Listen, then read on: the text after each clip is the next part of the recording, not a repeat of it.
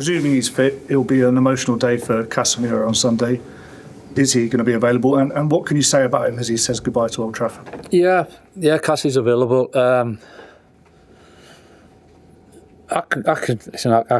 can speak for since I've been here and met him, obviously, and worked with him. I think he's been fantastic for us, for me personally, for us as a group. I think what he's given us, I've said it before, I think the clarity helps of knowing the situation, and for him and for us for him to get his head in the place of where he give absolutely everything in every aspect, knowing that it was going to come to an end at the end of the season. I think, and like I've said before, it's credit to him for the way he's gone about that. And just because it's coming to the end and there's clarity with it, it's easy to go the other way as well. But he's fully invested. He's fully supported us as the staff and the performances that he's give. So he's obviously had some ups and downs, as like we all have in football and over the years. But to finish so strongly and to see that connection that he's got with the supporters is really good to see.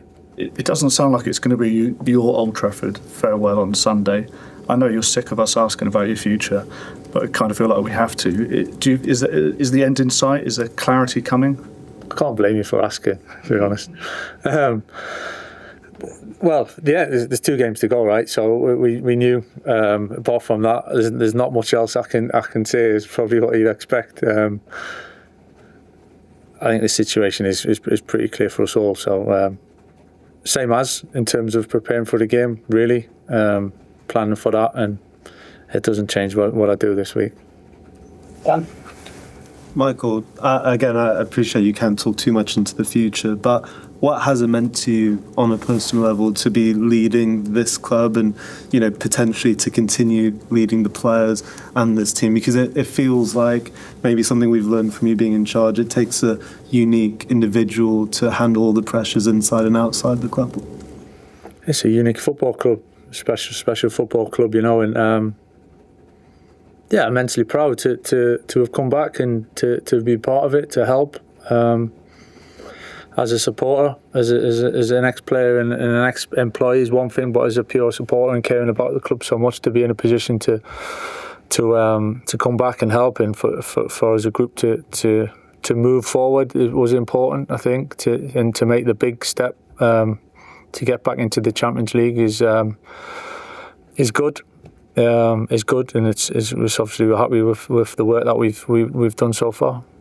So, Michael, same kind of theme. The fans are obviously eager to know what's happening as well.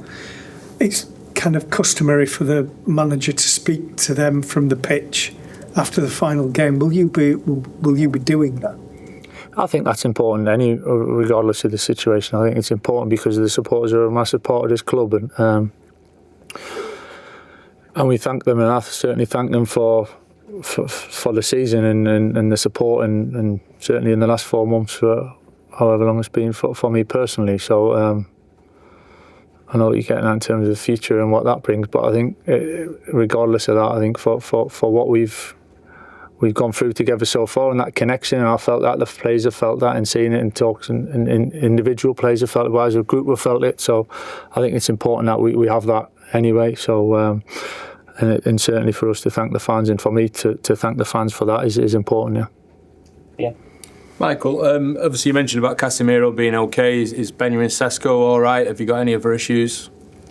Ben's not as straightforward as Cassie's. He's still not 100% with the problem that he had. So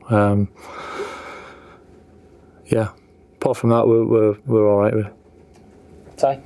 Hi, Michael. You've spent the last 4 months now working with this group. I mean, whatever happens with your future, what do you think this team can achieve over the next couple of years? What should they be aiming for? Well, you've always got to aim upwards, for sure, and I think that's just the beauty of football and the beauty of competition, to achieve something, to then back it up, to then improve on things. I think that's always the challenge, and for the players, for the squad, for the whole group, for the football club, we want to keep moving in a positive way and in the right direction. And the closer you get to the top, obviously, the less there's room for progress, but progress is certainly what needs to be aimed for. Sorry. Hi, Michael. I think, sorry, on the same theme, apologies in advance, but how much involvement do you have in what the future might look like when you're talking to contract talks and things like that? Are you getting involved in that, or is your focus on the football? Future for, as in squad? Yeah. Listen, the future for me, it's going to be decided pretty soon. You know, we knew that was going to be towards the end of the season, if not the end of the season. So nothing's changed. There's no big swing on that. That is what it is. You know, and then obviously whatever's beyond that is pretty close around the corner anyway. Catherine. So